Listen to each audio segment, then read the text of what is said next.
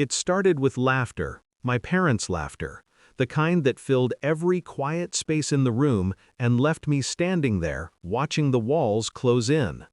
"Your sister just needs to stay at your place for a while," my father said, brushing it off like it was nothing.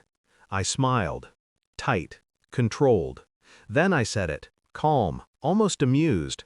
"Funny, I haven't lived there for 6 weeks." Silence. Mom's voice trembled. "Wait, then where exactly have you been staying?" That's when their smiles died. 6 weeks earlier, I'd still been living in that apartment, my apartment, with my husband, Daniel. He used to joke that it was ours, though I'd paid the down payment, bought the furniture, even picked the paint color he used to mock. We'd been married 3 years.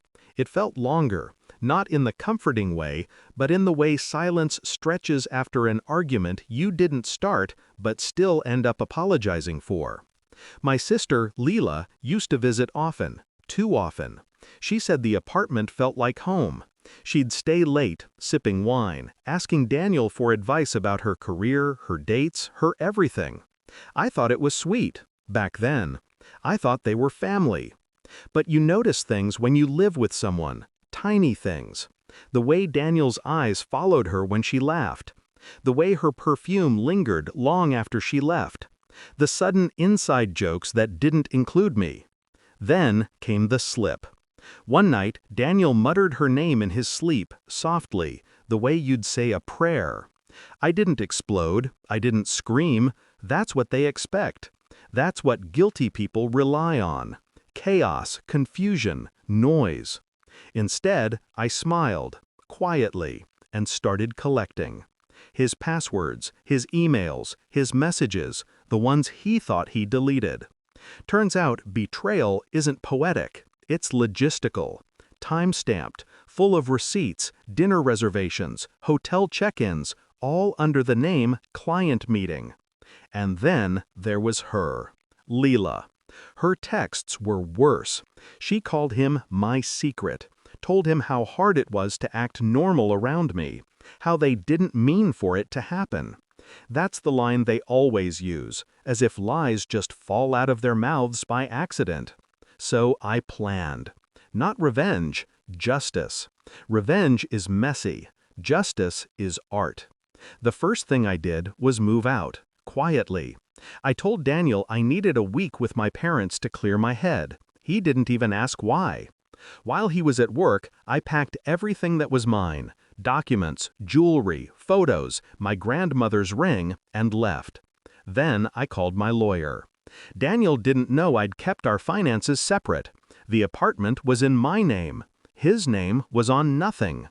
I rented a small studio across town under a friend's lease. No one knew. I watched from a distance as they thought they'd won. For 6 weeks, I let them live in their fantasy. Leela moved into my place to help Daniel while I was away.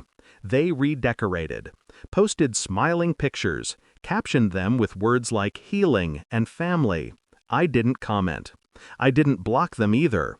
I wanted them to think I was gone, defeated, heartbroken, irrelevant. Meanwhile, I was building something. My lawyer filed quietly for divorce. Irreconcilable differences, clean and calm. Then I contacted Daniel's company's HR department. Attached were photos of his hotel stays with timestamps that overlapped with business trips.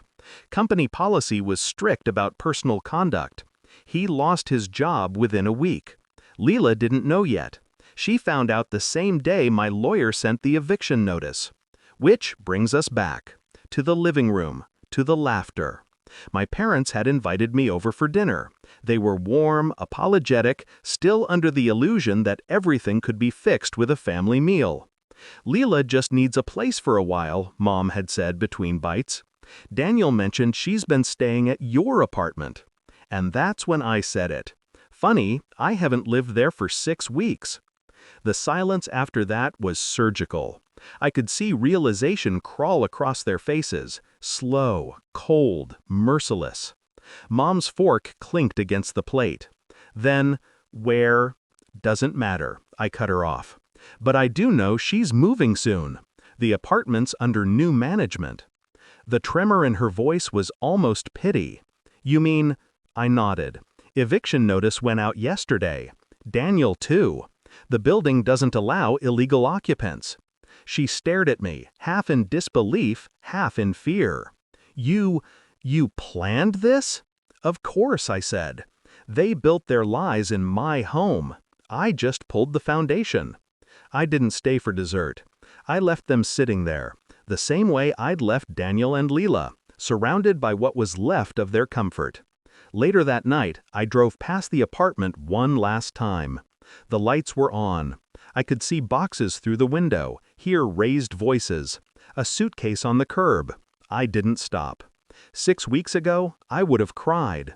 Tonight, I just rolled down the window and let the cold air fill my lungs. People think revenge is about getting even. It's not.